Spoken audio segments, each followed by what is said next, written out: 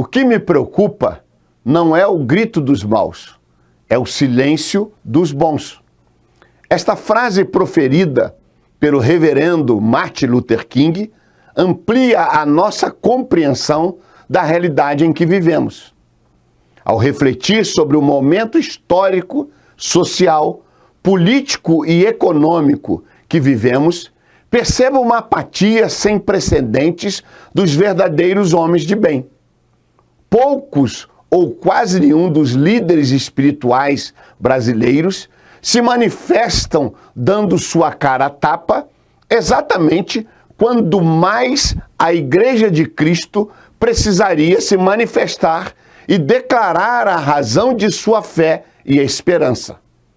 No meio de um caos que se avizinha, ao menos social, econômico e no sistema de saúde, onde os homens procuram ferrenhamente soluções científicas, laboratoriais, médicas e encontram-se totalmente perdidos, não percebemos vozes que se levantem no meio das lideranças cristãs para apresentar a fé em Deus como uma solução plausível para este tempo.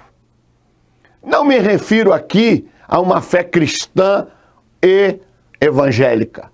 Me refiro ao homem voltar-se ao Supremo Criador e clamar por sua intervenção e misericórdia.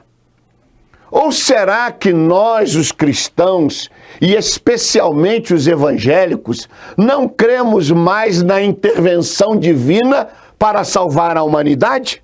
Será que a igreja se tornou tão secularizada, ideológica e mercantilista que não sobrou nenhum cristão verdadeiro e genuíno? Será que até mesmo os cristãos genuinamente bíblicos não acreditam mais no poder da oração e na resposta de Deus ao clamor da igreja? O que aconteceu no Êxodo por resposta ao clamor do povo de Deus? Libertação da escravidão. O que aconteceu em Nínive como resposta à pregação de um profeta? Arrependimento e conversão. O que aconteceu no Areópago, em Atenas, como resultado da pregação de um apóstolo? Revelação do Deus desconhecido. O que aconteceu na Inglaterra, no século XVII, como resposta ao clamor das sociedades metodistas? Reconstrução de uma nação. O que aconteceu com a cortina de ferro, com os muros da Alemanha, como resultado de longos anos de oração da igreja? Destruição de muros humanos e espirituais. A igreja, em alguns momentos, me parece como os cães que rosnam e latem, sinalizando desconforto, mas que não rompe com as benesses deste mundo, que trava e impede a gloriosa manifestação de Deus nela, igreja, e por meio dela, igreja. Acabamos nos conformando com o pouco que julgamos ou acreditamos possuir de Deus. De certo modo, adotamos a filosofia da música de Roberto Carlos, que declara em sua letra: e que tudo mais vá para o inferno.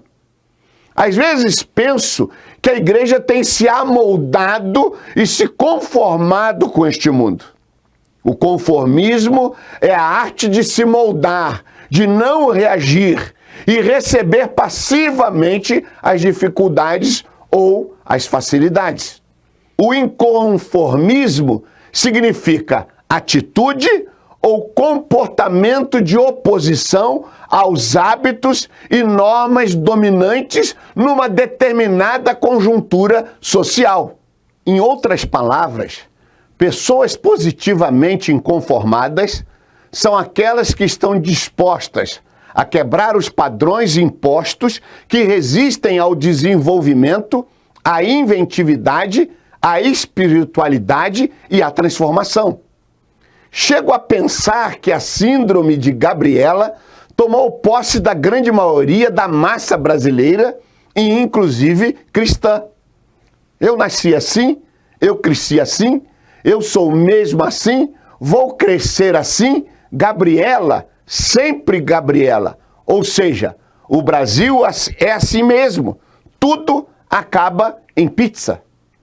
Fazemos graça das falcatruas, da corrupção, da politicagem e tudo continua como dantes no quartel de Abrantes.